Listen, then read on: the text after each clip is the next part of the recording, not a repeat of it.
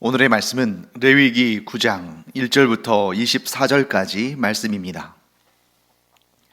여덟째 날에 모세가 아론과 그의 아들들과 이스라엘 장로들을 불러다가 아론에게 이르되 속죄제를 위하여 흠없는 송아지를 가져오고 번제를 위하여 흠없는 숫양을 여호와 앞에 가져다 드리고 이스라엘 자손에게 말하여 이르기를 너희는 속죄제를 위하여 순염소를 가져오고 또 번제를 위하여 1년 되고 흠없는 송아지와 어린 양을 가져오고 또 화목제를 위하여 여호와 앞에 드릴 수소와 순양을 가져오고 또 기름 섞은 소제물을 가져오라 하라. 오늘 여호와께서 너희에게 나타나실 것임이니라 하매 그들이 모세가 명령한 모든 것을 회막 앞으로 가져오고 온 회중이 나와 여호와 앞에 선지라. 모세가 이르되 이는 여호와께서 너희에게 하라고 명령하신 것이니 여호와의 영광이 너희에게 나타나리라. 모세가 또 아론에게 이르되 너는 제단에 나아가 내 속죄제와 내 번제를 드려서 너를 위하여 백성을 위하여 속죄하고 또 백성의 예물을 드려서 그들을 위하여 속죄하되 여호와의 명령대로 하라. 이에 아론이 제단에 나아가 자기를 위한 속죄제 송아지를 잡음에 아론의 아들들이 그 피를 아론에게 가져오니 아론이 손가락으로 그 피를 찍어 제단 뿔들에 바르고 그 피는 제단 밑에 쏟고 그 속죄제물의 기름과 콩팥과 간 거풀을 제단 위에서 불사르니 여호와께서 모세에게 명령하심과 같았고 그 고기와 가죽은 진영 밖에서 불사르니라. 아론이 또 번제물을 잡음에 아론의 아들들이 그 피를 그에게로 가져오니 그가 그 피를 제단 사방에 뿌리고 그들이 또 번제의 제물 곧 그의 각과 머리를 그에게로 가져오매 그가 제단 위에서 불사르고 또 내장과 정강이는 씻어서 단 위에 있는 번제물 위에서 불사르니라.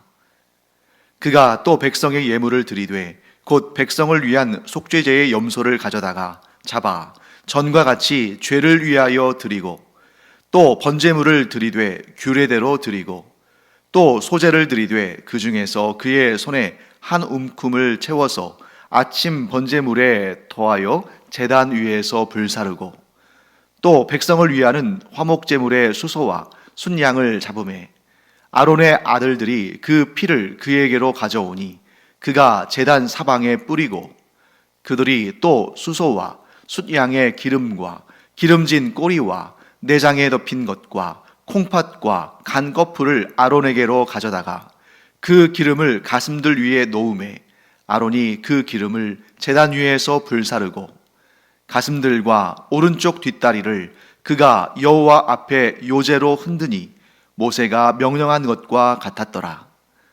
아론이 백성을 향하여 손을 들어 축복함으로 속죄제와 번제와 화목제를 마치고 내려오니라. 모세와 아론이 회막에 들어갔다가 나와서 백성에게 축복하매 여호와의 영광이 온 백성에게 나타나며 불이 여호와 앞에서 나와 제단 위에 번제물과 기름을 사른지라.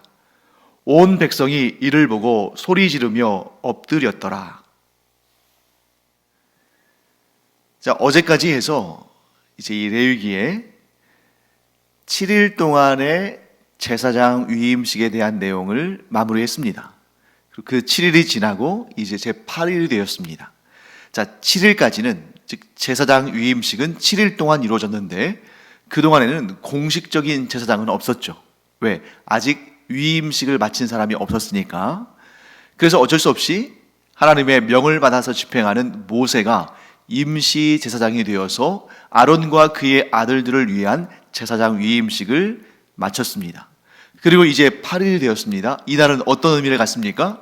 공식적인 이스라엘의 제사장들이 하나님께서 명하신 대로 제사를 올려드리는 그 첫날이 된 거죠. 그래서 하나님께서 모세를 통해서 전달하신 그 제사법, 그 규례 그대로 제사를 집례하는 그 첫 번째 날입니다. 그래서 오늘 본문을 보시면 굉장히 긴 본문이고 또 제사의 이름도 많이 나오고 또 수송아지, 또 양, 염소 이런 제물들이 많이 나오니까 좀 어렵게 느껴지셨을 거예요. 레위기가 쉽지 않고 많이 어렵죠. 하지만 그럴수록 우리가 간단하게 정리하는 그러한 방식으로 공부를 하면 레위기가 또 그렇게 많이 어렵지는 않고, 왜? 그냥 이렇게 여기저기 이렇게 저렇게 적용되는 것이 아니라 하나님께서 규정하신 대로만 순종하면 되거든요. 그래서 오늘 그런 내용이 나오는데, 아론과 그의 아들들이 하나님이 규정하신 그 율법, 제사법대로 하나님께 첫 번째 제사를 공식적으로 올려드립니다. 그런데 그 제사가 이 순서대로 나옵니다. 가장 먼저 해야 될 것은 하나님께 제사를 올려드리는 제사장들이 정결해야죠. 죄 문제를 해결해야죠. 그래서 제일 먼저 하는 제사는 속죄제다. 속죄제가 제일 먼저 등장하고, 그 다음에 번제, 그 다음에 소제, 그 다음에 화목제, 이렇게 4개의 제사가 차례차례 하나님께 올려집니다. 자, 그런데 저와 함께 레위기 1장부터 지금 계속 꾸준히 우리가 레위기를 공부해 오는데, 처음부터 여러분들이 열심히 들으시고 또 공부하신 분은 목사님, 하나님께서 명하신 제사는, 그러니까 제사의 방식인 화제, 요제, 거제, 그러니까 불로 태우는 그런 방식의 화제, 또 들고 흔드는 요제, 그리고 높이 들은 거제, 이런 제사 방식을 말하는 것도 있지만, 하나님께 드리는 제사로서 가장 중요한 5가지 제사를 우리가 배웠는데, 그것은 번제, 소제, 속죄제, 속건제, 화목제, 이렇게 순서대로 5가지 제사를 배웠는데, 왜 오늘 공식적으로 드려지는 이 첫 번째 제사, 곧 아론과 그의 아들들이 공식적인 제사장으로서의 그 사명을 감당하는 첫날에 왜 5개의 제사가 아니라, 5가지의 제사가 아니라 왜 4가지의 제사만 나옵니까? 자, 그러면 한 가지가 빠졌겠네요. 5가지의 제사들 가운데 4개를 드렸다는 것은 한 가지가 빠졌다는 거죠. 무엇이 빠졌습니까? 속건제가 빠졌죠.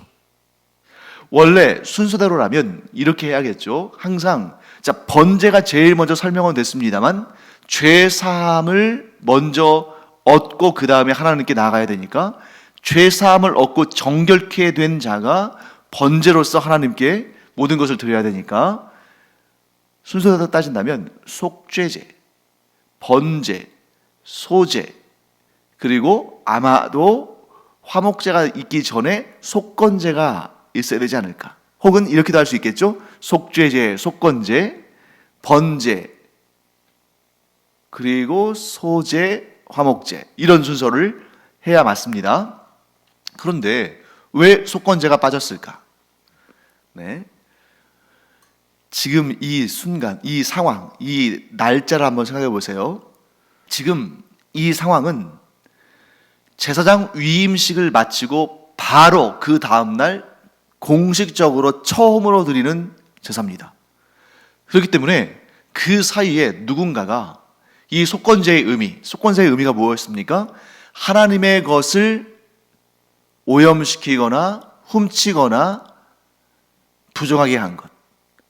주로 하나님의 것이라는 것은 보통은 이 성소에 있는 기물들, 하나님께 성별된 그런 물건들, 혹은 하나님의 소유된 사람들, 제사장이랄지 레위인이랄지 이런 사람들을 더럽혔거나 또는 그들을 또 어떤 해를 가했을 때, 이런 경우에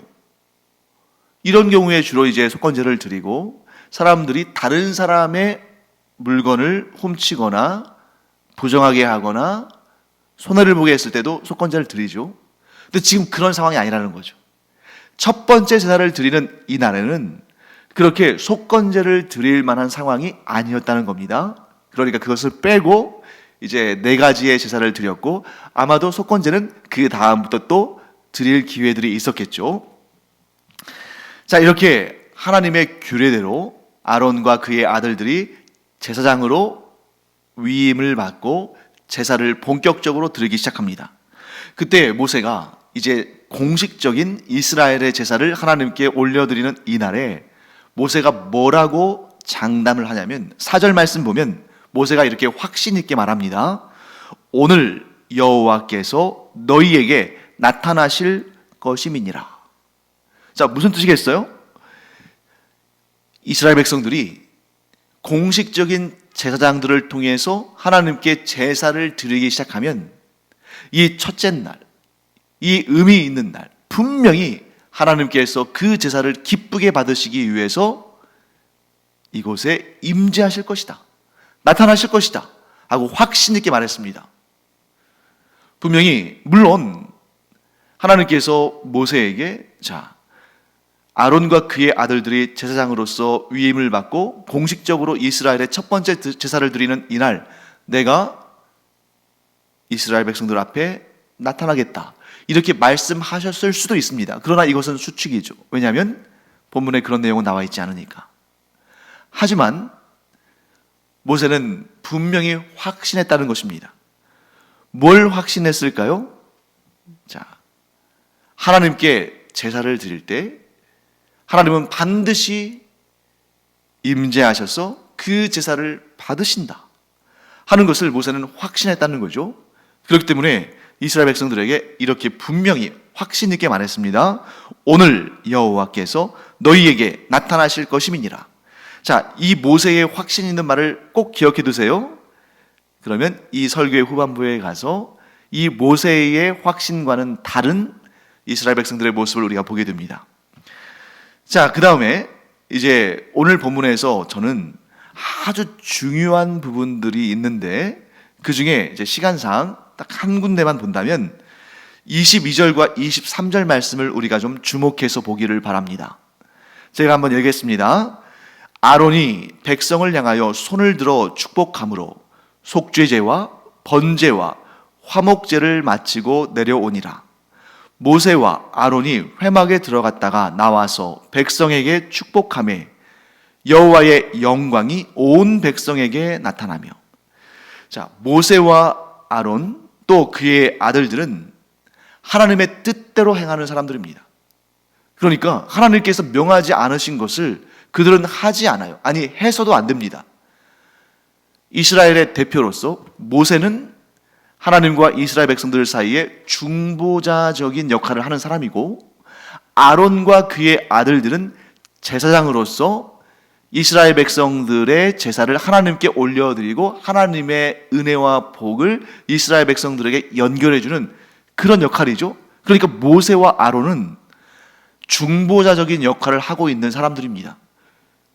그런데 이 중보자는 어떤 중보자냐면, 양쪽이 좀 엇비슷하다거나 동일하다면 양쪽의 말을 다 듣고 양쪽의 어떠한 그 동등한 그런 가치들을 중개해야 되겠죠. 그런데 모세와 아론이 이런 중개자적인, 중보적인 역할을 하지만 하나님은 하나님이시고 이스라엘 백성들은 사람들이기 때문에 누구의 말을 듣고 누구의 뜻대로 행해야 되겠습니까? 하나님의 말씀.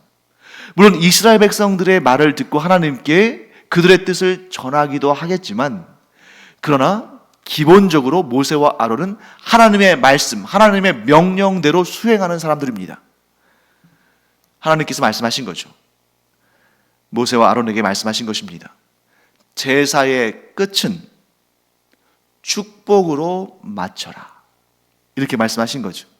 자, 구약의 제사의 시작은 하나님의 말씀, 하나님의 뜻, 하나님의 명령에 순종함으로 하나님께 경배를 드림으로 시작하는 것이고, 제사의 마지막은 축복, 하나님의 복을 축원하는, 축도하는 그러한 순서로 마무리하는 것입니다. 자, 오늘날에 우리가 드리는 예배와 구약시대의 제사가 형식은 다르지만 그 의미는 동일하죠. 하나님께 영광과 감사와 찬양을 올려드리는 것으로 시작해서 마지막은 무엇으로 끝납니까? 네, 축도로 끝나죠.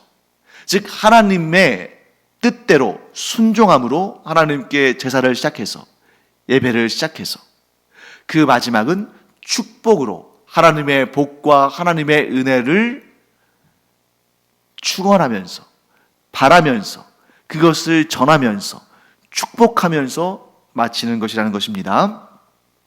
자, 그래서 우리가 이 레위기를 통해서 제사를 배우는 것은 아닙니다. 제사법을 배우는 건 아니에요. 왜냐하면 오늘날 우리는 번제, 소제, 속죄제, 속건제, 화목제 이런 것들을 의무적으로 지키고 의무적으로 행해야 되는 그러한 사람들은 아니거든요. 그러나 이 제사에 담긴 의미는 영원 불변하다. 왜? 하나님께서 그 의미를 친히 담아 놓으셨으니까. 그래서 제사의 시작은 순종으로부터 시작됩니다. 순종의 제사. 뭘 순종하는 거예요? 하나님의 뜻대로, 하나님의 규례대로, 하나님의 명령대로 순종함으로 우리의 예배가, 우리의 제사가 시작되는 것이죠. 그리고 그 제사의 마지막, 마무리, 끝은 무엇입니까? 축복으로 끝난다. 이것을 우리가 분명히 알아야 됩니다. 자, 그 다음에 이제 우리 또 한 구절 함께 볼까요? 24절 말씀입니다.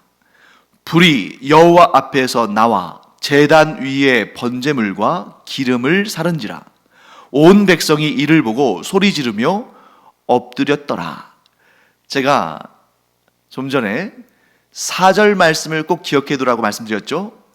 모세가 이스라엘 백성들에게 뭐라고 확신 있게 말했습니까? 오늘 여호와께서 너희에게 나타나실 것임이니라.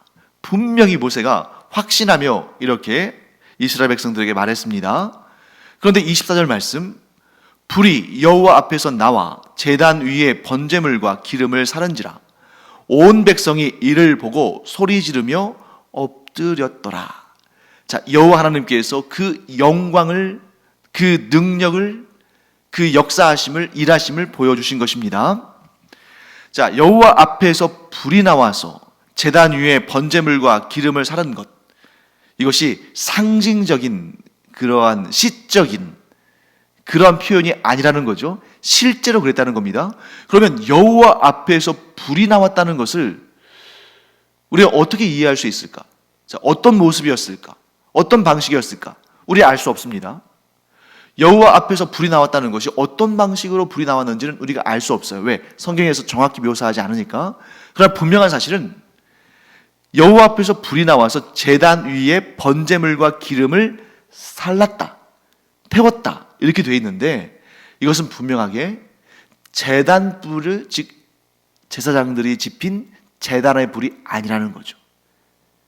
자, 기본적으로 제사장들이 하나님께 제물을 태워드리기 위해서, 화제를 하기 위해서 번제나 이런 제사를 드리기 위해서 불을 붙일 때는 제단 아래에 불을 붙입니다. 자, 어떤 형태냐면 번제단이 있죠. 그러면 그 안쪽에 나무들을 놓게 되어 있어요. 그리고 거기에다가 불을 붙입니다. 그리고 그 나무 위에 금속으로 된, 노스로 된 그물이 있어요. 이 그물은 물고기 잡는 그물이 아니라 우리로 따진다면 석쇠 같은 거죠. 그 석쇠 같은 게 있어야 불길이 위로 올라가고 또 그 석쇠 위에 놓인 재물을 태울 수 있으니까. 그래서 이 석쇠, 놋그물 아래에 나무를 버려놓고 거기에 불을 지펴서 그 불로 그 놋그물 위에 있는, 그 석쇠 위에 있는 재물이 불에 태워지는 겁니다. 자, 그런데 여호와 앞에서 불이 나와서 그 번제물과 기름을 살랐다는 것은 그 제물의 밑에서부터 불이 올라왔다는 것이 아니라 위에서 불이 떨어져서 그 번제물과 기름을 불살랐다는 거죠. 마치 뭐와 같습니까? 엘리야가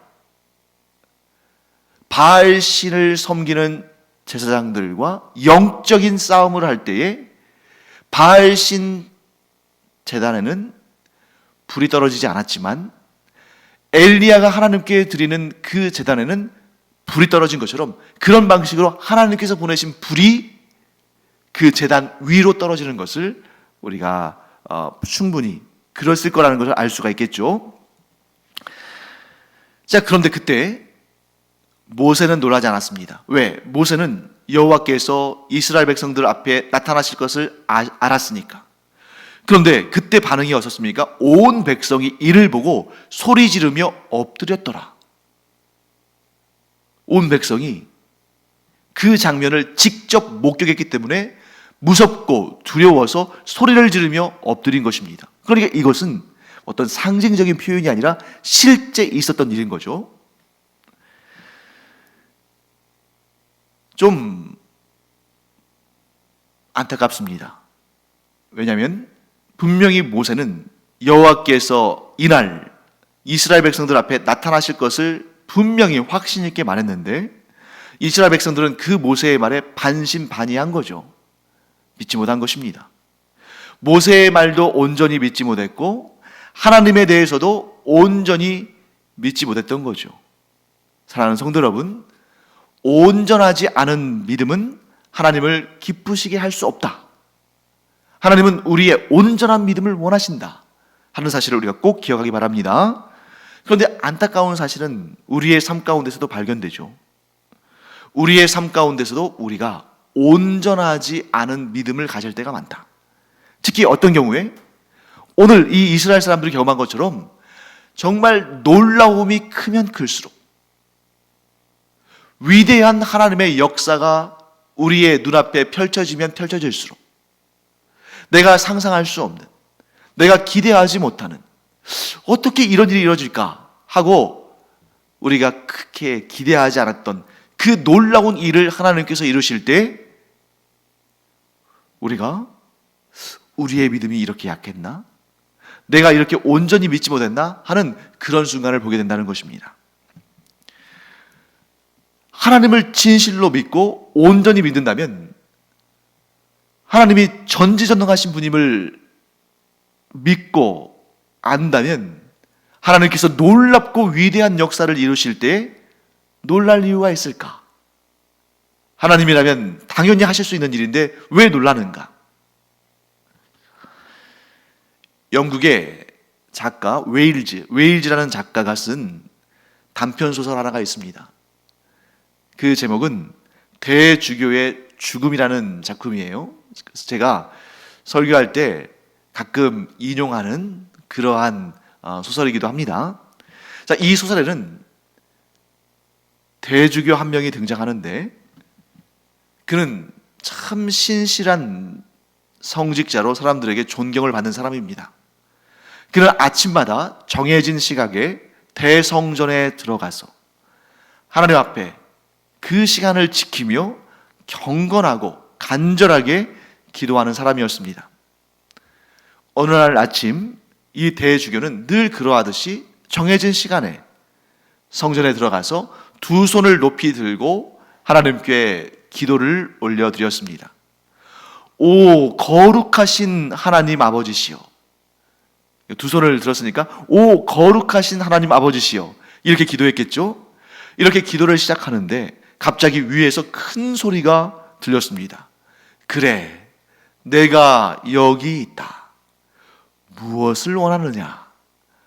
이런 하나님의 음성이 들린 거예요. 그 음성을 듣자마자 이 대주교는 너무너무 놀랐습니다. 그리고는 한마디의 말을 남기고 심장마비로 쓰러져 죽었습니다. 그의 마지막 말 무엇일까요? 그는 이렇게 말했습니다. 하나님, 정말 제 기도를 듣고 계셨군요. 이 한 문장의 말을 남기고 그는 심장마비로 쓰러져 죽은 것입니다. 실제 일어난 일은 아니에요. 소설입니다. 하지만 많은 사람들이 이 소설을 읽고 자기 자신의 믿음의 상태를 부끄러워하게 됩니다. 왜 그럴까요? 우리 안에 이 대주교와 같이, 참 사실 이 소설은 좀 풍자적인 소설입니다만 우리가, 즉 누군가만 이 풍자의 대상이 되는 것이 아니라 우리가 이 풍자의 대상이 되는 거죠.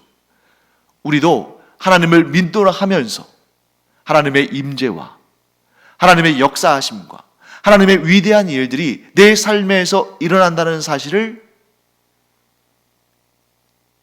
잘 모르거나 인정하지 않거나 깨닫지 못하고 살고 있다는 것입니다. 사랑하는 성도 여러분, 우리의 믿음은 어떤가? 이 대주교와 같지 않은가?